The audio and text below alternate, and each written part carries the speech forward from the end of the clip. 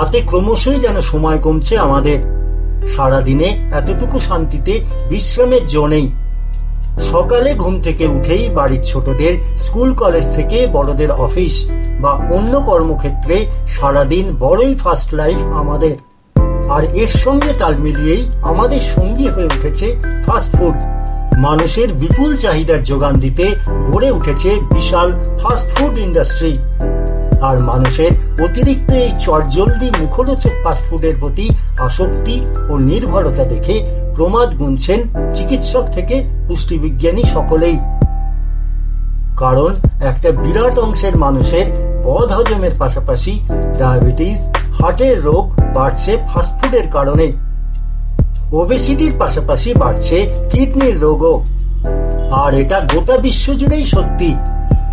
বড় বিপদ বুঝে এই ফাস্টফুডের লোভনীয় ফাঁদের বিরুদ্ধে নানা প্রচারের পাশাপাশি দানা বাঁধছে স্লো ফুড আন্দোলন। ক্রমে সারা পৃথিবী জুড়েই ছড়িয়ে পড়ছে এই আন্দোলন। স্লো ফুড আন্দোলন আসলে কি? ফাস্টফুডের বিকল্প হিসেবে স্থানীয় এবং ঐতিহ্যবাহী রান্না ও খাবারের ব্যবহার বাড়াতে 1986 সালে শুরু হয় স্লো ফুড মুভমেন্ট।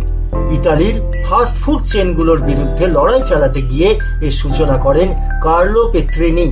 ইতালির পিয়েদমন্ট এলাকা স্লো ফুড আন্দোলনের উৎস। ওয়াইন, হেজেলনাট বাদাম, ট্রাফেল ছত্রাক ও অন্যান্য আঞ্চলিক কৃষি পণ্যের জন্য জায়গাটি বিখ্যাত। 2022 সালে স্লো ফুড ইন্টারন্যাশনালের প্রধানের দায়িত্ব পেয়েছেন উগান্ডার চাষি ও কৃষিবিদ এডওয়ার্ড মুচিবি। স্লো ফুড আন্দোলন কি চায়? স্লো ফুড হলো একটি বিশ্বব্যাপী আন্দোলন যা সকলের জন্য ভালো, পরিষ্কার এবং ন্যায্য খাবার নিশ্চিত করার জন্য একসঙ্গে কাজ করে। এর অগ্রাধিকারের মধ্যে রয়েছে পৃথিবীকে টিকিয়ে রাখার জন্য বৈচিত্র্য রক্ষা করা, বিশ্বের ভালোর জন্য খাদ্য উৎপাদনে বিপ্লব ঘটানো, অর্থাৎ নিজের শরীর তো বটেই, পৃথিবী ও পরিবেশের কথা না ভেবেই আমরা যেভাবে ফাস্টফুডের উপর নির্ভরশীল হয়ে উঠছি তার অবসান ঘটানো। কিভাবে ছড়াচ্ছে স্লো ফুড আন্দোলন? Switzerland, Germany, New York City, France, Japan, Britain, Chile সহ 150টিরও বেশি দেশে ছড়িয়ে পড়েছে স্লো ফুড আন্দোলনের অফিস। সদস্য ছাড়িয়ে গেছে লক্ষাধিক। ভারতের মতো দেশীয় ও প্রকৃতিজাত খাদ্য ভাণ্ডারের স্বর্গরাজ্যতেও ছড়িয়ে পড়েছে এই আন্দোলন।